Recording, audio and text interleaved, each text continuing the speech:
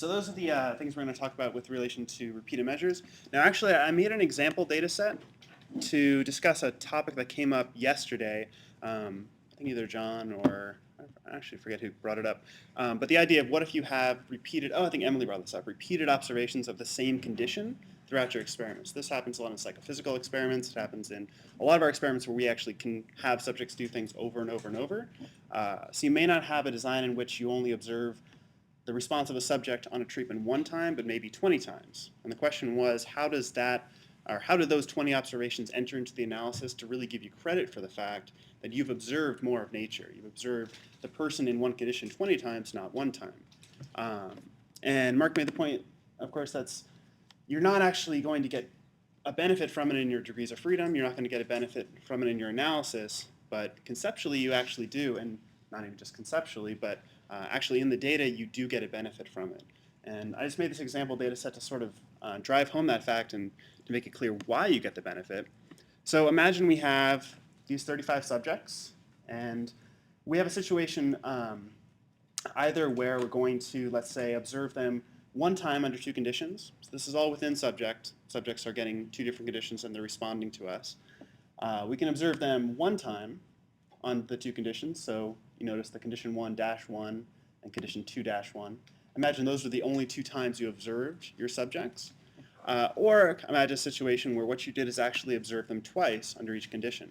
So condition 1-1 and condition 1-2.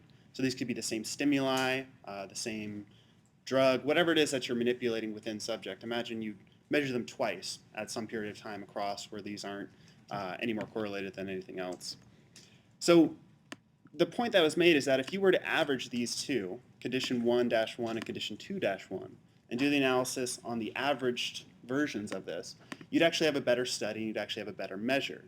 And the question was, why doesn't that enter into the degrees of freedom, or why doesn't it enter into the analysis in any way? What is it about the analysis that's giving you credit when, of course, it can't technically give you credit because there's no way you're telling it that those measures were built out of more observations? So remember what happens when we average things, right? So when we take an average of, let's say, 20 observations from the same distribution, that average is going to have a different standard error than a single observation, right? Remember when if you take multiple observations, sort of the randomness is canceling out, and that single observation from observation to observation, you're to repeat the 20 people or 20 observations and averaging, that's going to have less variation than just a single observation. So even before we do any analyses to show that this actually is the case that we get a benefit, I just want to show you if we take the distribution of these variables, we look at them, so the distribution of all the conditions alone and then the averages of the two, we can see that the standard deviations for all of these are around 15 to 17, and that makes sense. These are formula columns. I actually made them be around that. But the averages column, which are just the simple averages of the two other columns, notice that their standard deviations are lower, so 11 and 12. And if you take 15 and divide it by the square root of n, in this case is 2, two columns are contributing to this average, right? That's what we would expect. It's going to diminish the standard deviation by a factor of about 1.4. So notice that these averages within subject, right, are having less spread of a distribution across subjects, right? So that's going to enter directly into the mean square error. It's going to enter directly into our analysis. It's giving us credit that we have more observations because of the precision of these measurements. Now another way to think about this is that, and I'll show you what these formulas are. In condition 1, it's just a random or a normal distribution with a standard deviation of 15 and an average of 100. And then for condition 2, or that's condition 1-2, for condition 2, it's an average of 108 with the same standard deviation. So I've imposed an effect here of condition of about 8 points. But notice that there's randomness in all of these. That is, the value I get here is not exactly 100 in any case, right? It's way lower in this case. It's averaging or varying around some original value. And so what happens when you take the average, right, within a subject is you're kind of averaging out some of that randomness, just like the central limit theorem would tell us it happens that way. So for any one person, the measure here, as long as the person actually has the same true value under condition 1 and condition 2, the average of two measures of that true value is going to be better than any single measure, right? So it's just, that's how the central limit theorem works. That's how averaging helps us out. So in the standard deviation across people, that's why the precision is greater here. If we had an average of, let's say, 50 observations within subject, assuming we weren't contaminating the hell out of the subject by measuring them 50 times, assuming that they actually had a true value, in this case, let's say condition 1, the true value was 100, right? But imagine that is the true value. We measure 50 times, and we take the average of those 50 observations. Across people, they're going to have really close values to 100. All of the people will, right? So across people, the mean square error, the deviation of each subject from the average of all the subjects, is going to be very small because people have very precise measures. So this is a long way of saying a very simple point, which is that taking averages within a subject is improving the precision of your measurement. It's actually getting a measure within your subject that's closer to whatever their true value is. So when you look at that distribution across subjects, right, people are just not varying as wildly. And this is especially great if you have a measure that's sort of noisy to begin with. So if you have people measuring a table with a really poor measuring tape, one measurement is likely to be off a lot, but the average of 20 measurements is likely to be closer to the true value. The same thing is true for subjects. Okay, so given that, there's actually little macros in here already, but I'll show you how if you have just two conditions, you can do it within subject analysis really easily. It's using this matched pairs. So what you can do, if you only have, let me back up, if you only have two measurements of the same individual and you want to do a matched t-test, right, that's the simplest design in which we have repeated measures. We're just looking at the effect for within a subject, essentially the difference score within a subject. This matched pairs dialog is really simple. It requires that your data is set up in this format where you have one row per subject and you have two columns, one column corresponding to the first condition, one column corresponding to the second. And what you can do is give it just the values for condition 1 and condition 2. We can just give them as paired responses. And what JMP is going to know to do is that for each subject, it's really just going to take the difference score, calculate the standard deviation of the difference score to get an idea of the standard error of the difference, and just compute the t-test. So if you do it, you get this really crazy looking graph, which we probably won't go into too much. But what I can tell you is that this line here is the observed mean difference. This is the confidence interval around that observed mean difference. And if that confidence interval overlaps 0, there isn't evidence that we have a true difference in the population. So right here, if we look at the two-sided p-value, 0.09. So that's using just condition 1, the first observation for each subject. So we said condition, sorry, not condition 1, but condition 1 and 2, just the first observation. So the main point to take away here is that we just use one measure. We're not able to really detect that effect, even though we know one is there, an 8-point difference is there. But if we do the same, so if we do matched pairs, and we choose the average condition 1 and 2, so right now we're not using just the individual measure, but we're averaging, we can show, at least with this data set, this effect pretty reliably. So that averaging actually decreases, and we can look at the standard error here is 2.6995. Let's take the averaging, or the standard error without averaging, and see what that looks like. Is almost double, so 4.27. So again, the idea is that by decreasing the standard deviation of our measure across people, we're able to decrease the standard error. And remember, the standard error is just our benchmark for how confident we are about the mean estimates in our analysis. And of course, if the measurement is less variable across people, we're going to have more confidence in that actual estimate. And that's just going to show up in our t-value and in our analysis. So anyway, this is a long point, again, of saying that averaging within subject isn't just throwing away data. What you're really doing is making your measurements for every person more precise so that across people, their distribution is going to be more close to whatever the true value is. Now, there is a time when you actually want to include those multiple observations in your analysis.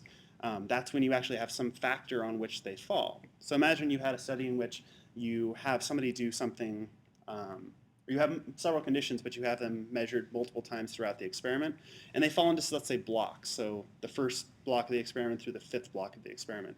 And this is something time-related, right? So the stimuli may be varied, but you actually take the measure for a certain type of stimuli, maybe a certain luminance level, over the 5 blocks of your experiment. You can have block as a factor in your design, and you can actually look at the effect of fatigue or maybe learning effects across those blocks.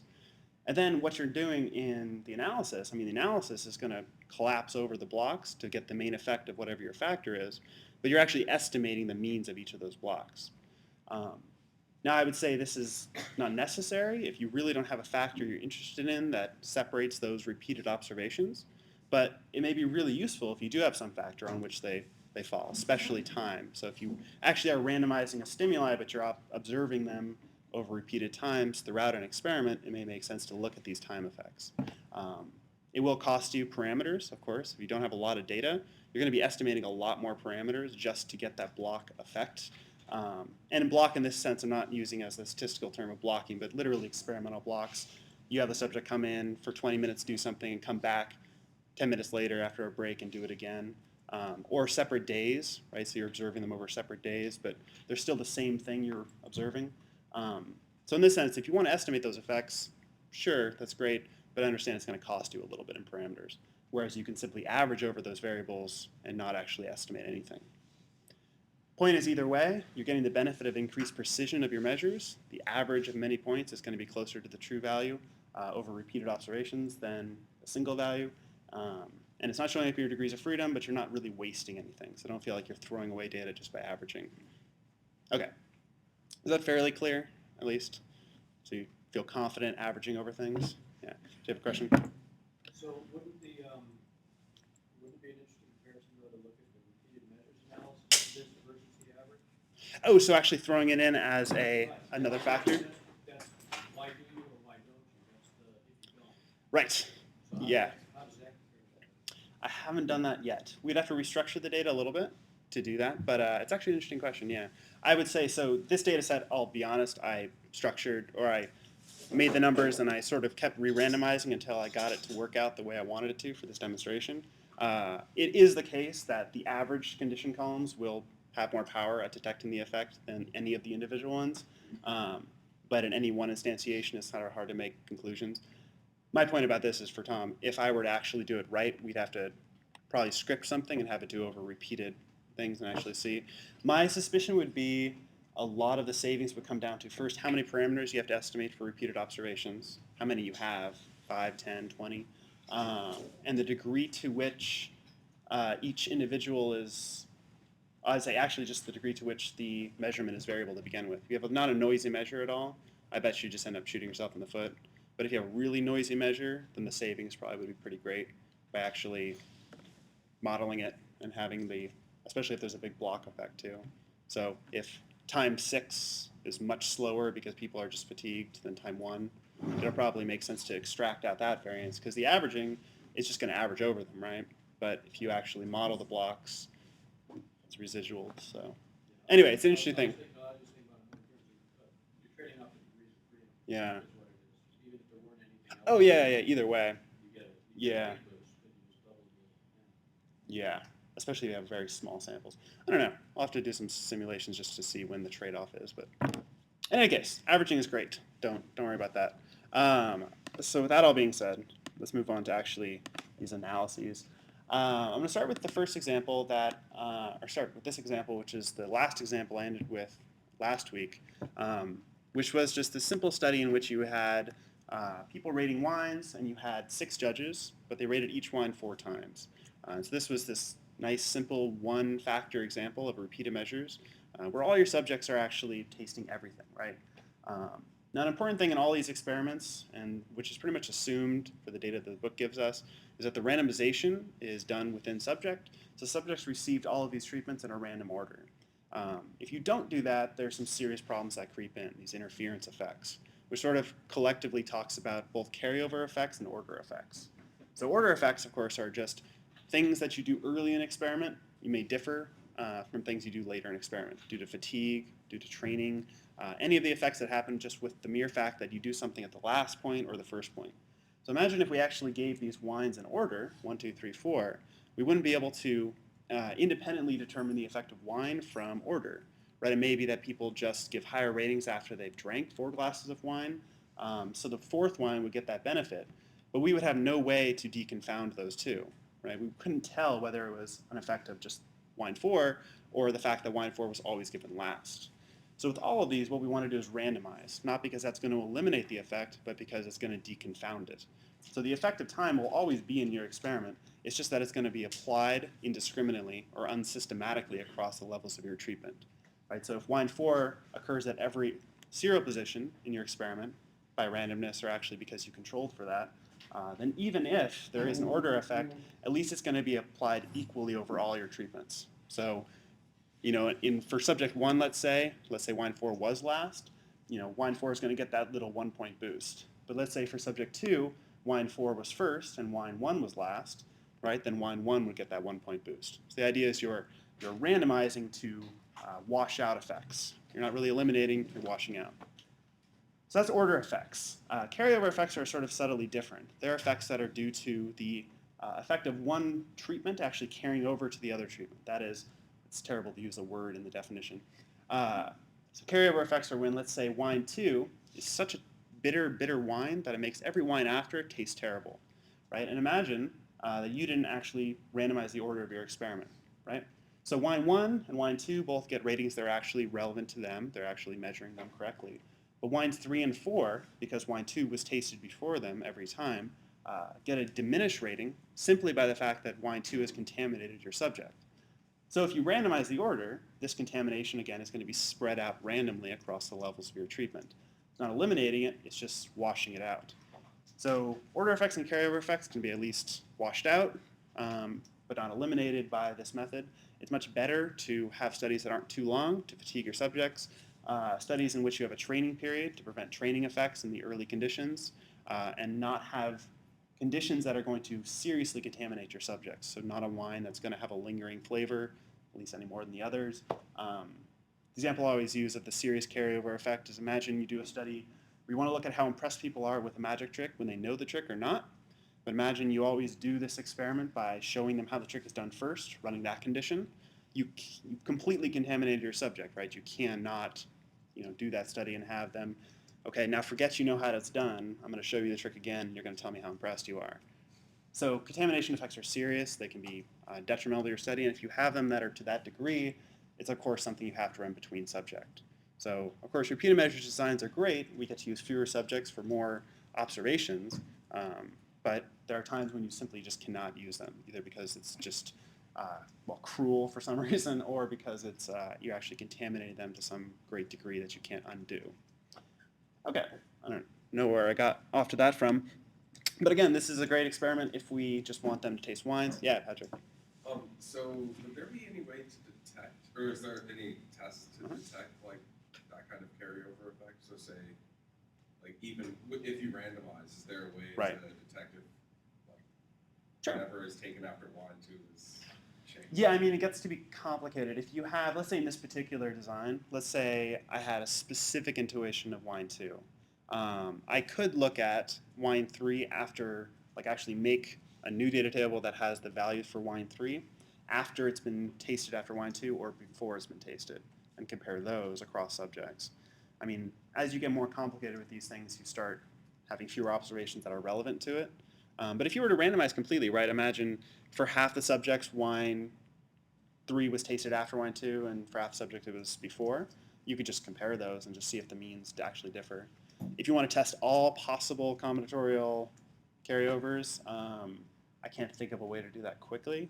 I would say it's a lot easier. If you have a stimuli like in one of your experiments, I would imagine, like stimuli where you're like, oh, that one may screw with them or really set them off, you could actually do that sort of selection.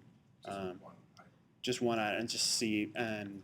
But as far as ways to really test for it after randomization, no, I can't think of any that would be quick. If anyone else has any ideas who does stuff like that, I'm looking at Tom because I don't know why. No, so yeah, I'll think about it more, but I would say do the specific, try to pick out an item that you think probably has that problem.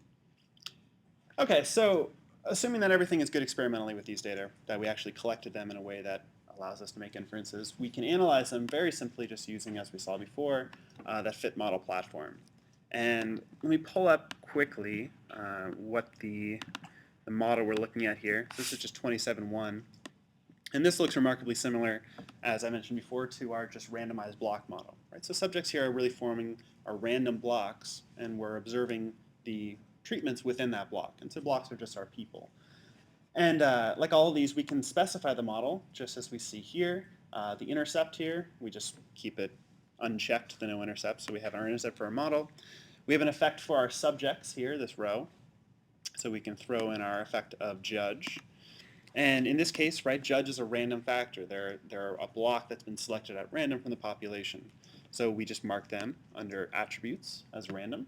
And in this case, the only thing we're fitting after our random subject effect is just the treatment effect, so our effect of wine. And notice that we're not fitting that treatment by the subject by wine interaction. Right? That's actually going to be the source of our error, right? So the degree to which subjects are deviating from a linear model. Now I'm going to do two things here. I'm going to run this model one time after I put rating in here. I'm going to run it one time like that. And then I'm going to do it one time by fitting the whole factorial. So I'm actually going to cross these and put in that interaction. So you see what happens with REML when you actually do this. Because right, what this model is going to try to do is going to try to figure out the error structure. And if we look at these, let's actually just compare values before we get into it any more deeply. Notice that everything is identical, even when we fitted that highest order interaction. And the reason why is if you look closely in here under the covariance matrix of variance component estimates, it notes that the residual, what it's using actually for the error term, is confounded with the judge by wine. And so what it's done is just completely remove it. It knows it can't fit those. It knows it doesn't have the degrees of freedom or the observations necessary to fit that judge by wine interaction. So it's just taking it out altogether. Right? So it's actually not used in the analysis. And what's actually kind of interesting, I don't know if interesting is maybe the right word, but if what's something, under the judge by wine interaction, even though it's been removed, it'll still print it out for you. But notice if we request the plot, it looks surprisingly and oddly linear. That is, there's no subject by wine interaction. And that's because it can't fit that. This is what the model would predict for each person, and deviations from this is what's contributing to the error term. But so now it just produces this rather uninformative least squares estimate of what, let's say in this case, subject 1 would be after you add in the effect of having taken or being subject 1 and taking subject or taking wine 1. So this is just the pure additive model. This is what the model predicts for all the people. The reason I make this point is because if you overfit or if you put those extra terms in there, it's not going to break it, it's just not going to use it. So it'll just delete the term that's confounded with the residual. But if you were to do that and then actually plot out this judge by wine without noticing that it's removed it, then you might think, oh, look, I perfectly satisfied my assumption that there's no interaction between subject and wines, right? So it makes it seem like that's the case, but this is just the model prediction. So I make that point just to note two things. One, if you overfit within this parameter or within this model, especially when it's a simple model, it's just going to remove the stuff that you can't use, and so it'll leave everything else unaffected. But I don't want you to be tripped up if you see something like this, where it looks strikingly linear and strikingly additive, and you're sort of confused as to why. Sure, do it. I don't even know what that was. Anyway, so let's look at our actual analysis. And this is what we saw last time. When we do random effects models, right, we're estimating variance components, and it's using this restricted maximum likelihood estimation. And so these are our REML estimates. And the variance component, or the variance ratio, remember we looked at this last time, what that really means is just across people, the degree to which their average scores are differing. And it's just extracting that from the residual, so it's not contaminating our mean square error, or what we're using as our benchmark for variability, not contaminating that with the people's differences. And our standard fixed effect test here, so what we're really interested in, do wines differ in terms of how people rate them? We have our effect down here, and it actually just gives our p-value and f-ratio, everything we've seen before.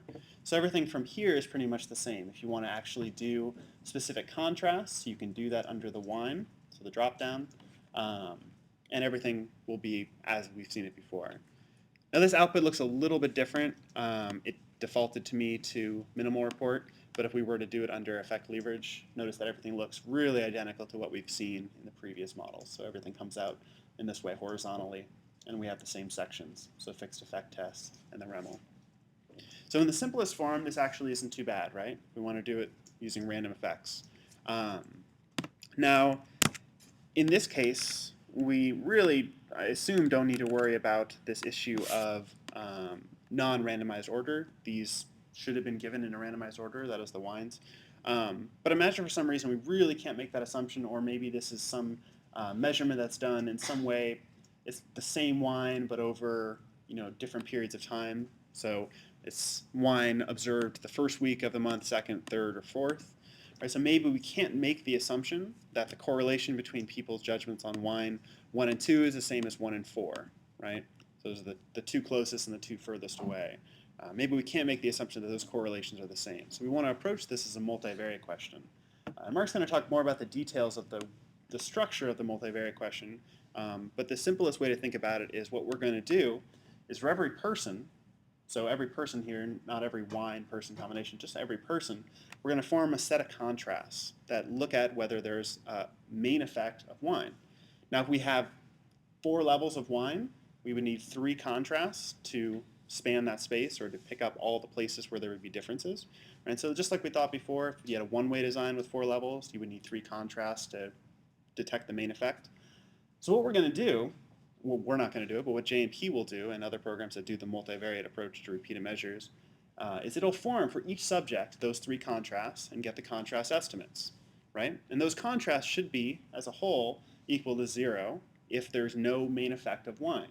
So what it's going to do is over all the people form these contrasts and actually test them together. And this is what the hoteling T thing Mark was talking about and the extension of it, multivariate analysis of variance, can test simultaneously whether that centroid is different from the 0 vector. And if it is, then you know that those contrasts across all people aren't in the population equal to 0, which would then imply that the effect of wine is not 0. That somewhere within there, there's some wine differing from some other wine. But notice what that does is it completely removes completely converts the univariate question into a multivariate one. We're just testing simultaneously a bunch of contrasts across people instead of testing whether these actual group means differ from each other. So we get to relieve the assumptions of, well, in the strictest sense, compound symmetry, that all the correlations or covariances between observations are the same, and we get to convert that into a different set of assumptions. So the point is, this is an especially good type of analysis if you have designs that are longitudinal, designs where you really can't make the strong assumptions of compound symmetry. And this is not a case when this is probably really an issue, but what we're going to do is actually restructure our data set so we can analyze it in this way. So the multivariate question actually takes data that's not analyzed like this. This is the stacked form.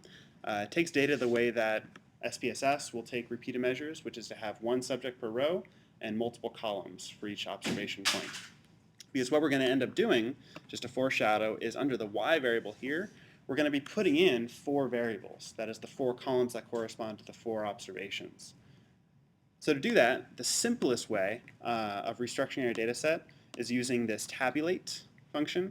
And I think I've shown you tabulate before. It's just a drag and drop restructuring interface. Really, really handy. We're going to use it a couple times today. But essentially what you get to do is just drag and drop a structure that you want your data to have, and JMP will just restructure your data for you.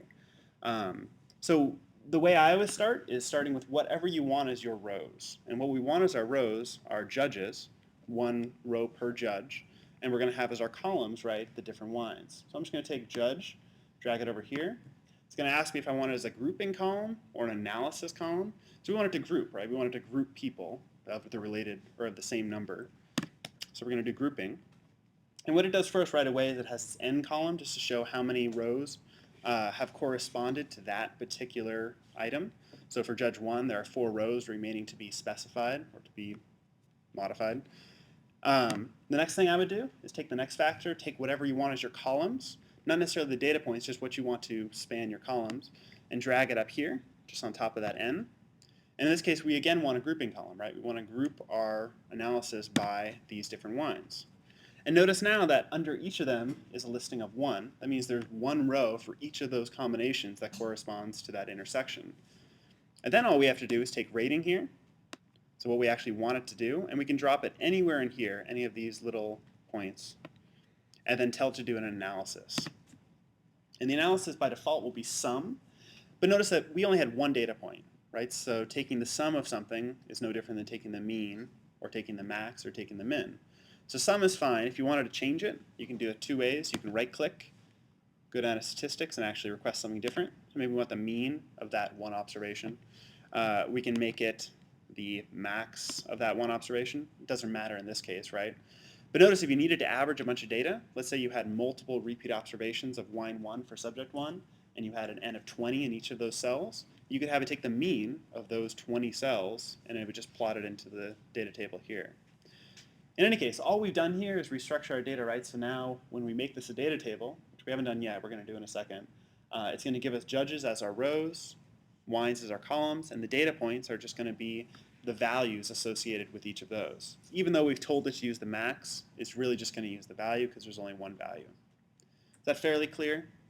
I would say of anything to play with in JMP and get good at is the Tabulate feature. It saves you so much time for restructuring data, it's silly.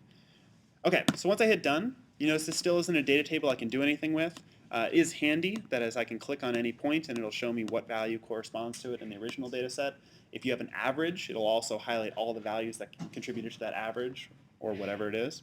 To make it a real data table, we go to the drop-down and go into Make into Data Table. And then all we have is our standard, in this case, split file, where we have each judge on a separate row. And it does this labeling I'm not super keen on, but it's just what it does. It says the statistic that you used and then what it was. Rating, wine 1, 2, 3, 4. So very quickly you can restructure, you can relabel these if you wanted to make it look not so weird. But either way, we've taken these values, right, and just put them into a structure now that if we wanted to take it over to SPSS and do it as a repeated measures general linear model there, this is how you would want it. Or if we're going to do the multivariate approach in JMP. Okay. So given that we have those, the multivariate approach to repeated measures starts again with the fit model. And we're not going to do anything with judge here. We don't actually have to specify any effects. The only effects that will be down here, if we have them, will be between subject effects. So if you had gender, if you had ethnicity, something else that maybe would be interesting in this particular analysis, but we don't actually have any between subject effects. So to get the Manova, or the multivariate analysis variance, we're going to take all 4 of these columns and just press them into the Y. And notice that under personality, it's going to try at first to fit a standard least squares, which is our standard univariate analysis. It won't actually be able to do anything because we have no model effects. Actually, in May, it fits an intercept model. That's strange that it does that. But it'll do it, if you notice, separately for each of those columns. It's not actually doing anything collectively with them. To do it collectively, we have to change the personality to Manova here. So this is multivariate analysis of variance. And so this is a model in which we're actually going to look at these variables together in a set. And this is this idea of really looking at things in combination to get something more interesting than any one piece of the variable. So this is that going back to Harold Hotelling, the idea of how do you assess how well somebody's doing in school. You can look at the measures independently or look at really collectively what's going on. Okay, so once we run that, this is the standard starting place for any multivariate analysis of variance. We're not going to get into the response measures here too much. There are different things you can do depending on what type of Manova you're running. In our case, all we need to do is select repeated measures because this is the most common use of this platform when it's not multivariate. I mean, repeated measures is a multivariate in the sense. But it's the most common way, at least within this program, that it's used. So if you select repeated measures, it's going to ask you for what you want to name that factor. So across your 4 observations, right, that's really just wine type. I'm going to put that in. And you also have this option here of doing the Univariate Test. Now this is always a good thing to do for repeated measures. Typically, if you're doing the multivariate approach, it's because you think you've had some violations that would cause problems for the univariate tests. But I would still suggest running them, especially because it'll give you some of the output that'll tell you how badly you violated your assumptions. So it's worth actually putting this in.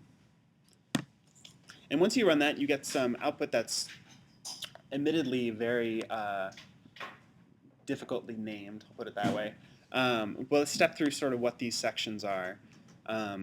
So first, we'll notice the first thing that got printed out, let's just minimize these things since we already saw them. The first thing that got put out is this between subjects analysis. Now notice we didn't have any between subject factors, so there's nothing in here that's going to be really relevant to us. If we had a between subject factor, that is something that labeled categories or something of that sort, this is where we would look to see if there's some overall effect. And right, what between subject effect really is in a design like this is whether the average over all the within subject variables, right, differs. And so you see some here. this is really just a way of conceptualizing as, I don't want to get into multivariate stuff too much, but conceptualizing the between subject effect in terms of some linear combination of your variables. So if you were to sum over all the within subject factors and compare those sums, that would be the between subject effect. And so this is just the F test for the intercept. Does your overall effect differ from 0? So people are giving ratings bigger than 0. We have that. But there's nothing else here that's really of interest to us. We don't have any factors to consider. So I'm just going to minimize that. But this within subject section is going to be what's interesting to us. The M matrix and these things, not terribly interesting unless they're interesting to you. That's a tautology. The sphericity test is probably the most relevant thing if you're trying to determine whether you should be using a multivariate approach or can get by with the univariate. What the test of sphericity is, so sphericity is a lesser assumption than compound symmetry. Again, compound symmetry says that every combination of variables has the same covariance. Sphericity is just saying that the difference scores of combinations of variables have the same variance. So slightly less strict. But if this is violated, then you're probably in a situation where you need to be using a multivariate approach or something else that can handle the non-compound symmetric covariance matrix. So that was a lot of words to say. Basically, the sphericity test here, if this is statistically significant, you know you violated one of the core assumptions for repeated measures. So this is a good place to get that test. Maybe people will ask you this. I don't see it reported very often in papers. I think the assumption is if you don't report it, then you didn't violate it. I don't think that's a good assumption, but it's an assumption I think a lot of editors work with. So it's not like you're going to have to report this, but for your own good or for your own sort of knowledge about your data, this is worth checking.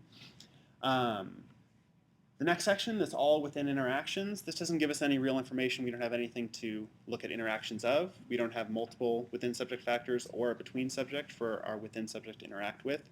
So there's nothing here. Really the only place we're interested in is this wine type section. So this is our effect of our within subject factor. And you have several different outputs here. So let's start at the bottom. So the univariate, that's all univa is indicating. And this is the Flint, I can never pronounce it. When is the one that Mark was talking about yesterday, the when paper, not now. The name starts with an H, HW, or HY, something. Anyway, so this is a correction to the univariate test that takes into account the degree of violation of sphericity. And what it does is, you notice the value here, this is the degree to which it's now taking down your degrees of freedom, or this is its epsilon value. It's how much it thinks that you've screwed things up to the point where you need to correct them. And so what this will do, you have the exact F here, which is going to be all the same, but your p-values will sometimes differ quite dramatically between an uncorrected, so this is the univariate uncorrected, which means epsilon of 1. It hasn't changed anything about your output. But sometimes these p-values can differ quite a bit if you have massive violations. Now, we didn't have even statistically significant violations, so of course this degree of correction is going to be small. But notice that if we look at the greenhouse geyser, which is the GG, a little bit more strict of a correction, and you can even look at that in the value here, it's going to take our degrees of freedom down by quite a bit. If you look at the denominator degrees of freedom, what it's actually using in the test, notice that it has taken them down a bit. And they're, which sometimes screws with people, they're fractional degrees of freedom. That's not really a problem. Of course, we're just taking the degrees of freedom and multiplying them by some value. So if you see these in papers, for example, a greenhouse geyser corrected univariate repeated measures analysis, and they have some wonky degrees of freedom, don't immediately assume that they did something wrong. That's actually what happens. Okay. The uncorrected, so this is if you were to go into SPSS and run this is what you would get here, the univariate uncorrected repeated measures. This is the general linear approach. It's not using the linear mixed models or random effects. It's the general linear version of the repeated measures. And then you have this F test here, and this is the multivariate F test. So this is the one, if you had really bad things happening with your data, this is the one that would be robust against those violations. And notice, although it's not always the case, but the p-value here and the exact F, a little bit lower. Well, the F is lower, the p-value is higher. It is the case that if everything is working perfectly, this test will be less powerful. But it's one in which, again, if you get a statistically significant F test here using the multivariate approach, you can be fairly confident that everything else will work out just fine. It's sort of like doing a non-parametric test, and getting a statistically significant result usually is enough to convince people that you have a real effect in your data. Now, it's not always the case that it's going to be less powerful, but it is the case that across the whole spectrum of things, if everything works out perfectly in your data, it's probably not going to be the best thing to run. Now, that being said, this F test is just reported like normal. You just report it as a multivariate F. This is probably, although it doesn't list it here, the hoteling trace. There's different ways of computing the multivariate statistic, but most of the time you can just report it as the multivariate F. Okay, so notice that these values as well, the univariate uncorrected epsilon, if you remember from doing the random effects version of this is the same value. If your error structure is perfect and nothing else is screwed up, your regular univariate or the general linear model repeated measures will almost always correspond exactly to the random effects version. The degree to which things get screwed up is when they might diverge. I bring that up because if you run things in SPSS as a general linear model repeated measures and then run them in JMP as a linear mixed models repeated measures, you occasionally will get different results. It's because they're different tests. One's treating your factor as a random effect, one's using the general linear model. Just something to keep in the back of your mind. The p-values, typically if your effect is really there, you're probably getting more comfortable p-values than 0.049, so you're not going to be typically on the margin where it's going to matter. I just make this point because the degrees of freedom and also your F values can differ, so just be aware of that fact. Okay, so that's the multivariate approach to a one-way, very simple within subject analysis, not terribly hard to run. The output looks a little bit different, but not terrible. Now, the reason why I would say if you're using JMP as your standard analysis platform, I wouldn't do this, only because it makes it a lot harder to do the rest of the stuff you normally do. So now that we've found an effect of wine, right, we would like to probably run a contrast or try to figure out where that effect is or do a two-keys to really compare things. And that's just not an option here. You can't just run a two-keys from the multivariate platform. So running this through the random effects or the linear mixed model just makes things a whole lot simpler. So if you really were to be doing this type of analysis, it just makes sense to do it that way. It's just a lot simpler in the random effects. But again, it's worth being aware of this, and as we talk more about it, probably next time we can play around with this particular platform a little more. But for a single one-way design, just like we've done, everything seems fairly simple. This is what we saw a lot of last time. Everyone's comfortable with that? All right, so let's get things a little bit more complicated now, just because that's fun. The next design, so this is Chapter 27, TA 12. So this is actually an example that's in the textbook. And what this study is looking at is the effect of two different drugs on some blood pressure measure, so, or I guess blood flow. It can really be a lot of different things. I forget exactly what it is. But you have subjects measured on all four conditions. So within the factorial structure, subjects make up all the cells. So they actually are measured on drug A, level 1 and 2, and drug B, 1 and 2, and the combinations. In this case, I think, yeah, this is the way they did it. A 1 for any drug means that they didn't get it. A 2 means they did. So the combinations really is either drug A or B or both or neither, right? So we can look at the effect of A independently of B. Okay, so in fitting this model, let's take a look at the, let's see, two-factor all within. The model gets a little bit more complicated, as you can see, for a specific reason, which is that we start fitting the subject by factor first level interactions. Notice that what we have here in the parameters is the main effect, or just the grand mean. We have our subject effect, our random subject, the effect of, in this case, drug A, drug B. We have the AB interaction, so the interaction of the factors, and then we have these rho by alpha and rho by beta interaction terms. We don't have the rho by alpha by beta, right? The second level interaction. We only have those first orders. Now, you can think about this in two ways of why we have these. First, you can think of just in the degrees of freedom, we have the number of data points to actually fit these. But more interestingly, I think more illuminatingly, is that if you think about how we would go about even estimating these or testing them, not that we really test these interactions a lot of times in random effects models, but you would need for each subject multiple observations, right, at each factor level.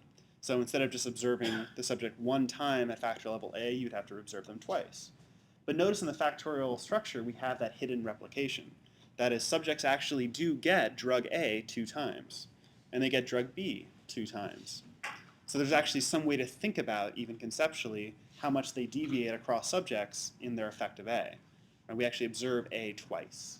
Now it is the case that we observe A in combination with, or we observe A twice in combination with different levels of B, right? But we're still getting that second A observation. And so we're able to estimate these independently, but that third level, or the interaction of the subject by treatment, so that A by B by subject, that's not estimatable. We don't get multiple observations of the subjects in each combination of drug. And we could replicate this. We could have 2 blocks, right? Block 1, block 2, maybe separated by a month or so, and do the whole study twice. And we would be able to measure that next level of interaction. But right now, we don't have the data points for that. All right. So I make that point only because these really first-order interaction terms sometimes look strange to have in there. But we want to soak up that variance. We want to take that out of the residual if we can. And in this case, we actually are able to. Okay, so let's look at how we'd actually go about fitting this. So again, we need our data. As I mentioned before, we need it always in the structure for the random effects. We need to have subjects on separate rows, or sorry, subjects in separate rows for the different observations, and we need to have variables that code for, right, the different factors, and everything always has to be marked as nominal. And so what we're going to do is let's start by putting blood flow in as what we're predicting. The easiest way to do this was actually a couple different ways. Let's start by doing it this way. So if we add subject in first and mark it as random, which is the way we typically did it for block designs, we can fit the factorial of drug A and B, right, which would cover that alpha, beta, and alpha, beta. So we can fit that factorial. But then we're still missing these terms, right? The random effect of subject and alpha and the random effect of subject and beta. And they are random effects, right, because they involve a random factor. So they're actually random in the sense that it's a subject which is random by a fixed factor, still takes on the randomness. We can cross those just by keeping subject and random selected and actually clicking on drug A, hitting cross, and notice that it already puts it in as a random factor for us. It knows that a random crossed with a fixed is a random. And we can do subject by random and drug B and fit that cross. And now we actually have all the correct terms, right? We have our intercept, our grand mean, we have the effect of subject. Oh yeah. What's that? Yeah. So I took this one and crossed it with B. Yeah, so just doing it with the cross of the alpha and the beta, or the drug A and drug B. But just going through our terms to make sure we have subject, right? We have drug A, we have drug B, we have the interaction of A and B, and then we have the subject by drug A interaction and the subject by drug B interaction. Okay, so that's one way to do it. That's not too painful, right? But if you have a lot more factors, it can be annoying. One quick way is you could actually take all 3, put them in to the full factorial, and then just delete out that last term, and then start marking the things as random that need to be marked as random. So we know that the subject has to be marked as random. We know that subject by drug A has to be random, and subject by drug B. The order of these entering is not an issue at all. So you could do it that way. You could enter them in specifically. Either is fine. In this case, if we overfit, so if we put in that last interaction term, like we showed before, it's not going to matter. It won't be able to estimate it, and it'll just drop the term completely. I wouldn't recommend just adding everything and letting it drop terms, especially when you have designs that are nested. So when we have designs that actually have between subject effects, you'll end up entering a whole bunch of things that just aren't necessary to enter. But within this situation, if everything's just within subject, it'll just drop the terms and know what to drop. Okay, is everyone comfortable with entering this model at least? We got that in there. So let's go ahead and run that. And I had minimal output selected again, so mine came out like this. If you guys had a different output, it'll look a little different. But notice that we still have the variance components estimates. We have, in this case, now 3 variance components that it's estimating, the effect of subject, that component to do with subject by drug, so the degree to which subjects differ in their effect of drug A, And then the subject by drug B, the degree to which subjects differ in their effect of drug B. Right? So those are in there, soaking up some percent of the total variance. So almost 17% of the total variance was soaked up by subject by drug B, which is a way of saying that's not entering into the residual. Had we not fit those first order interaction terms, that would just have been thought of to the model as residual error, the degree to which subjects just differed from each other on these variables. So taking that out there actually improves our precision quite a bit. It's not always going to be the case. You're not burning too many parameters by putting these interaction terms in. And some, actually I don't even know if ours does, some books suggest if the variance component is pretty low to take them out. In most cases it's not going to matter too much. And especially in this particular case, if you look at our F ratios, we've hit a new record here, 775 for that one. It's a pretty huge F, so we're not really concerned about degrees of freedom at this point. In any case, let's look at the rest of our output here. We have our fixed effect tests, right? And fixed effects are within subject, all of them, right? But they're still fixed. We're estimating actual parameters for these. And we have our effect of drug A and B and our standard interaction term.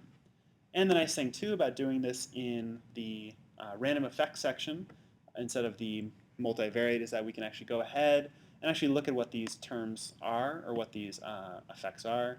So if we, I just like that it always does that. We can actually look at what the interaction is, right? The effect of drug B and drug A. It looks like the effect of having none of either and moving to the second level of drug B. So getting drug B is not as really useful as getting drug A. So there's an overall effect of taking, it looks like, that's the combination of both. This is actually hard to interpret without. Label your columns or label your data points. 1 and 2 is a terrible way to do this, actually. But in any case, the effect, you can see this nonlinearity here. So the effect of getting just level 2 of drug B without drug A is not as effective as the combination. So taking them both together is more than just additive. You get some effect of drug A versus not having it, but the combined effect is actually larger. So taking both drug A and drug B is more of an effect than what you would think if they were just to add on each other. So they're synergistic is the effect here. And of course, we can get the Tukey's or any of our corrected versions if we would like, or any uncorrected contrasts or students' t-tests. So everything else carries forward as just like we knew before. The only difference here is that we're actually modeling the subjects right as random, and everything is done within subject. Okay. Does everyone seem fairly comfortable with that one? Now I can show you real quick, if we want to do this in the multivariate platform, we have one thing we have to consider, which is that we have that factorial structure, so we're not going to just string them out in the multivariate as just a one-way. To look at how we do this, let's actually quickly restructure. So we're going to take our data and tabulate it again.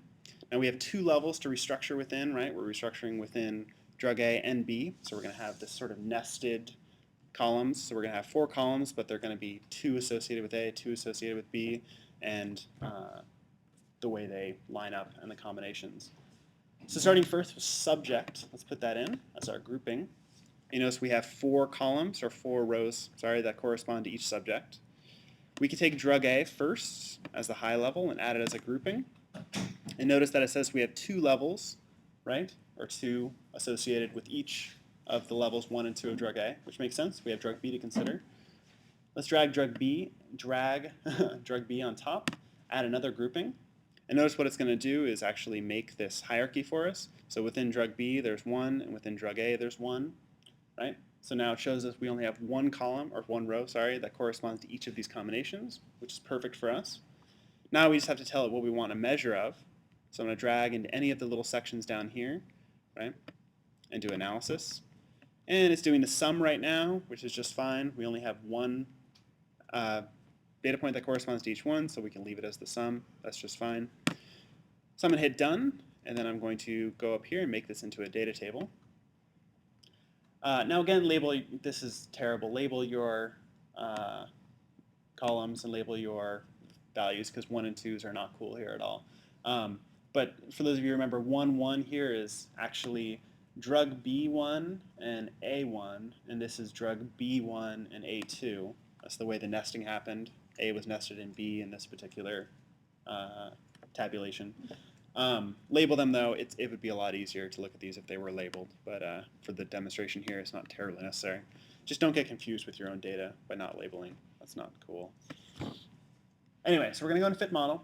We again don't have any between subject factors, so we're not putting anything in there.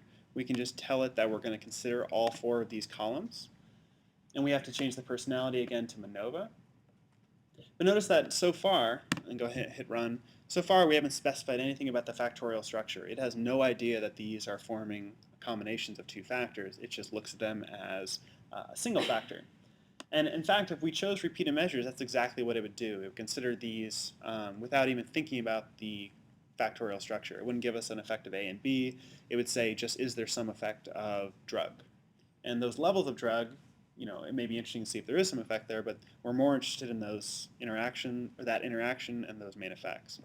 So the way to do that here is to use this compound command, which will let you, at least in the multivariate section, form the factorial contrasts, which is what, you know, again, the Manova is doing with the repeated measures. It's forming contrasts.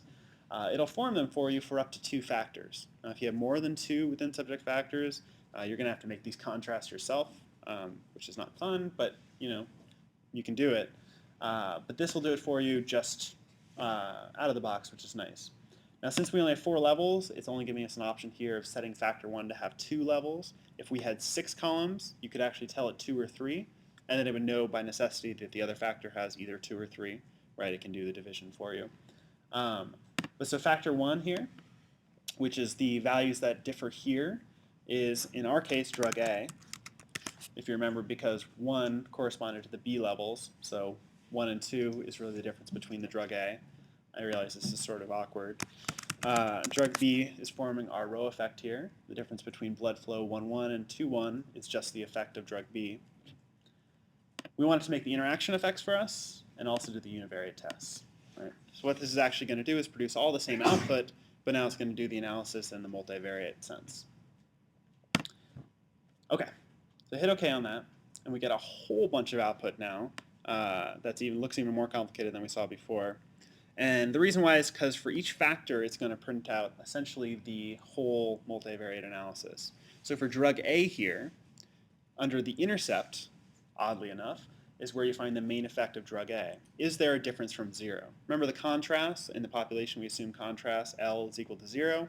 So the test of the intercept of the contrast is the test of whether the effect is different from 0, or whether the contrast is different from 0 in the population.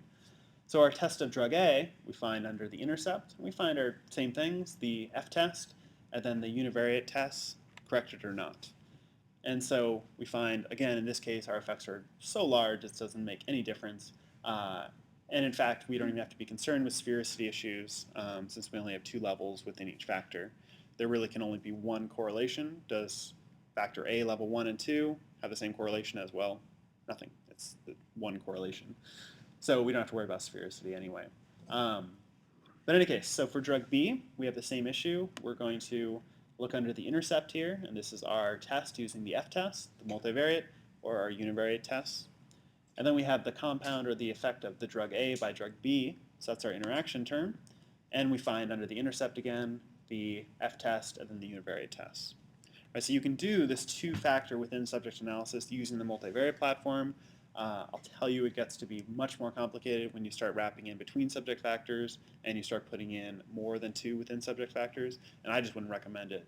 If you're going to do it, just use SPSS. SPSS will by default produce the multivariate output as well as the univariate, so if you have to do the multivariate, then just use SPSS for repeated measures.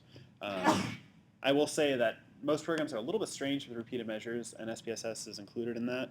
So the way you set up the analysis in SPSS for repeated measures is different than most others. You specify factors ahead of time, and then you choose columns corresponding to it. A little bit strange, but that's, again, I think reflecting the fact that repeated measures has been a problem. So there's different ways of doing it, and it's just been a problem for statistics with correlated observations.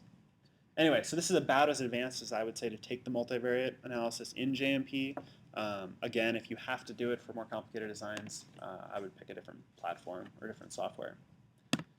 Okay, everyone fairly comfortable now with 2-factor within subject? We only have one more to go, right? So we're going to start adding in a between subject. But so far, does everything seem fairly intuitive for setting these things up? Really, we're just following the model specifications, and we just have to enter parameters in the way that the models have them as. So if you ever forget, you could always just reference the book and just see which model you're trying to use. Two-factor within subject, you just find it and then enter things in that way. Okay, so the last one we're going to look at is actually a book chapter problem 13. And what this is looking at, there's a design structure for this I can show you. It's looking at the effect of a number of things. So most notably, how a display type will affect sales over time. So we're observing these stores, 1 through 4, over 4 time periods.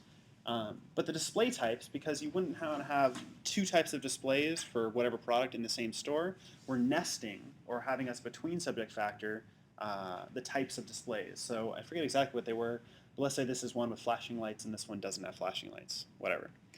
But we wouldn't want to have in one store, right, for 1 through 4 here, in either store. And it's actually, I'll mention this now, the way they do the I notation here is 1 through 4 within J, and then 1 through 4 within J. These 4 stores and these 4 stores are different, despite the fact that they have, like, 1 and 1 here are different stores, despite the fact that they carry 1. It's just the number of individuals within a block. It's just a notation way that some people do it. I would have preferred 1 through 8 to make it really clear, but whatever. So store 1 through 4 here, right, have that blinking display, and the ones here don't. So really your subjects are nested within some other factor, within display type. But we also have this time period. So this is a within subject. Within each store, we're observing it 4 times, right? So we're going to set this up in JMP using the nest command, which we haven't played with much before. But this is how you set up a repeated measures experiment with a between subject factor. Now you can think of, you probably have studies like this too, where you have something between subject. It may not be something you manipulated, it may just be gender, and you want to actually look at the effect of that across the levels of your within subject factor. So maybe it's the case that type of display has an overall effect, but maybe that effect is different across the time periods. Maybe for the blinking display, it goes down in success over time, whereas for the non-blinking display, it increases over time. You know, who knows? There may be interactions between your between subject and within subject factor. So of course, estimating these are very important because it's interesting, right? If across time, especially, the effect of some treatment is different. Okay, so with that as our model, sorry, that as our design, let's look at what model we're going to be fitting for this. It looks actually a little simpler than our within subject with 2 factors. This is typically how these models are fit. Now it is the case that you can actually fit more interaction terms if you need them, or if you want them, let me put it that way. It's just typically not the case that you fit those subject by treatment interaction terms within a nested design. You have the parameters for it, or the degrees of freedom for it, but you just don't. And I don't have a really great reason for that, other than the fact that that's just why or how it's done. I'm willing to look into it, but I haven't been able to find a great answer. In any case, let's look at what we have, right? We have our intercept, so our overall grand mean. We have our effective subjects. Now it takes on this special subscript, which is this rho sub I inside of J. So this is indicating to us that our subjects are nested within the levels of J, or within our type of display here. And then we have this main effect, AJ. This is our effect of displays, that between subject factor. We have our beta, so this is our effect of time. And then we have that alpha-beta interaction, so the interaction of time and type of display. So the only thing that's critically changed here is this notation and this idea that our subjects are within a specific thing. Right? Subjects are nested within type of display. And the order, if you are forgetting how to say it, whether it's display nested within subjects or subjects within display, the units, the experimental units you observe, are always nested inside of some factor. So inside the levels of type of display are your subjects. And you can also remember that if you look at just the way that this is organized, subjects really are inside a display. They're in the same box or the same section. So units are nested inside factors, not the other way around. Okay, so let's close that and actually see how we would fit these things and how we actually specify our nesting. So again, we're going to do everything through fit model. We're again trying to predict sales. But we're going to start, as we have before, with putting in our random factor, store here. Let's mark it as random. We have to do one more thing. We actually have to tell it that stores now are nested inside of, right, our display type. So if we just keep that selected, store and random, and select type here, we can hit that nest button. And notice that it even denotes it in a similar enough way. Store, or row in the model specification, is inside of type of display, or inside of that J, whatever our alpha is. And then for the rest, we can just form the full factorial. There's really nothing else that we have to do there. So we can actually take type and time, just go to macros and have it form the full factorial.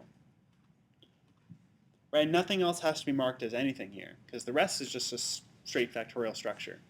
The only thing that really is special here is the store inside of type and random. Right? Is everyone able to get that? That's fairly clear. So if we hit run, again, everything else is going to look very similar to what we've had before, with the exception that when we look at the random effect of store, right, it's denoted as within type. It's actually estimating those variance components inside of type. It knows to actually do that. But everything else is going to be the same. So our fixed effect test, we can interpret just as we had before. The effect of type, in this case, is, right, is there an effect of the display across stores, averaging over all the time periods. The effect of time, is there some effect of time on sales, right, increasing or decreasing, or some function otherwise. And then the type by time interaction, is there something about the type of display that actually changes the effect of time? Or said differently, is there something about the effect of time that changes the effect of display? And if we, it might be the most interesting thing to look at that interaction plot, because, right, that's going to show you most of the information from your analysis. And you can see right away that really the effect of time is to have the sales be fairly constant, and then an increase at the 4th week, I think it is. But that this difference between displays is fairly constant, right? So type of display is not interacting here with time. The effect of display is the same at all time periods. So this is the standard interaction term. It doesn't matter that it's between and within, right? It doesn't matter that we're crossing the factors. It just matters that we're comparing the differences at each time point and whether those differences are the same. Now, some important things to mention about between-within designs. Your precision at estimating differences will be different for each factor. So our factor here of type, right? Type is across subjects, right, across stores. And there's a lot of variance associated with stores. Stores differ from each other. So unfortunately, this effective type is across the levels of a fairly noisy factor, across the levels of subject. Whereas the effective time here is measured within subject, right? So that's an effect that actually we're looking at within an individual unit. And so there's less variability because the variability of subject doesn't even really enter in. And so if we look at, that's the easiest place to do this, is looking at, let's say, a comparison. So let's actually go and do, we just do students' T's for type here. And look at the standard error of the difference is 250. Right? So the standard error in making estimates of the difference between stores of type 1 and type 2, right? The standard error is 250. We look at the effective time here. Let's actually get the student's T. The standard error is 7, right? So substantially smaller. And this will typically be the case unless for some reason subjects are more variable within themselves than they are across individuals, which is almost always not the case. But it's an important thing to remember that if you have the option of which factor to manipulate between subject and which factor within subject, the one that you care more about making comparisons across should be within subject, so long as you can do it without confounding it with something like order effects and carryover effects. So if you have the option, you're going to get greater precision within subject. Again, because you're removing explicitly the effect of subject. And so comparisons, and this is just the case in all designs, comparisons across between subject factors will typically be more noisy because you're wrapping in the differences of experimental units. You're doing your best to minimize that variance, right, by actually measuring and modeling the amount of subject variability, but it's still going to be greater. So that's just something important to remember. Your precision will differ. It used to be the case that older programs had a really difficult time doing contrast across, so both across a within subject and between subject. So to give you an example of what I mean, if I wanted to estimate what the difference is between 1, 1 here, and let's say 4, 2, right? That's both across a between and a within subject factor, right? Oops, let me do that correctly. So that standard error is neither of those two, right? And if we actually look at it here, let's do the test details. Right, the standard error is 250.33. It's correctly using the larger of them. Let me go back up to make sure that's actually the case. 250.67, yes. This was the case, very close. This was the case that before, I'd say 2000, there was a lot of books that would actually say be very careful about this because a lot of programs would form these contrasts inaccurately. They would either default to using the smallest of the two or do some wrong sort of averaging of them. And I'm not sure why this was the case since it's not terribly difficult to program correctly, but you'll actually find in a lot of books, even ours I think actually says to be careful about contrast across both within and within programs because they caution you that sometimes they're formed inaccurately. But I think our book does say accurately, the JMP, Spss, SPSS, they all do it fine now. But I guess if you find yourself using SPSS 6 or something, be careful. I don't know. Yeah, 13 is fine. Okay, so fitting this model, very simple, right? We can make the same sorts of inferences and we don't have any new issues coming up as far as fitting. If we wanted to do this in the multivariate, we'd have to do a couple of things. I'm not going to actually have us do it here just because I would say even once you get into 1 between and 2 within factors, I guess we only had 1 within here. But once you get this complicated or more, if you want to do the multivariate, just make it easy on yourself and use SPSS. If we wanted to restructure this, I'll make a point here, which is that the way this data set is laid out, notice that, again, this I variable is 1 through 4 for the individual store. We have store 1 here, and we have store 1 here within different types. Right, so this is not really store 1, or these are not the same stores, right? So one of these is not store 1. So if we wanted to restructure, we'd actually not be able to use store here as our row variable, right? Because it's only going to have 1 through 4. And then now we have 8 rows that correspond. So if we actually throw in type up here as our grouping column to, not type, sorry. If we do store, grouping, and we do time as our variable here, we're going to have 2 rows corresponding to each of them, right? Because it thinks that the 1 for type 1 is the same as the 1 for type 2, which of course it isn't. So unfortunately, the simplest way, especially for a data set this small, would just be retyping these values. So actually have this go from 1 to 8 as stores, right? And then when you do the tabulate, it would know to actually separate store 1 from whatever this store is that's under type 2. So I'm not actually going to do the restructuring. It's just a point I make that, and this is a greater point or a larger point that I think is worth being made. In your data set, have unique identifiers for each subject. Don't replicate things ever.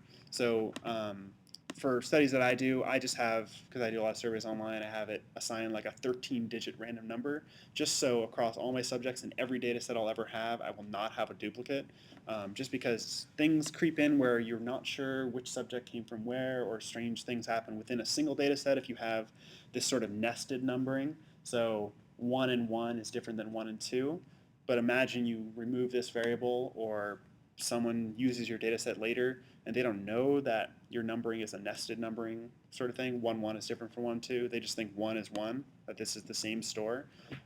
They can come up with very inappropriate results and certainly unpredictable results, right? Because these are averaging across. If you were to model this as just store 1, it's looking at the effect of being a store 1 with type 1 and type 2 of different locations and all the other things that differ across them.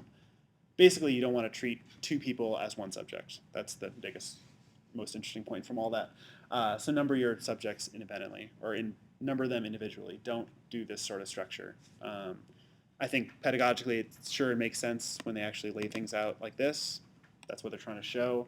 But again, I just think it confuses things more than helps it. So rant. Anyway, that's all I have to say for tonight. If you guys have any questions, I'll stick around. Otherwise, see you tomorrow. Make sure to print out that growth curve presentation. And yeah.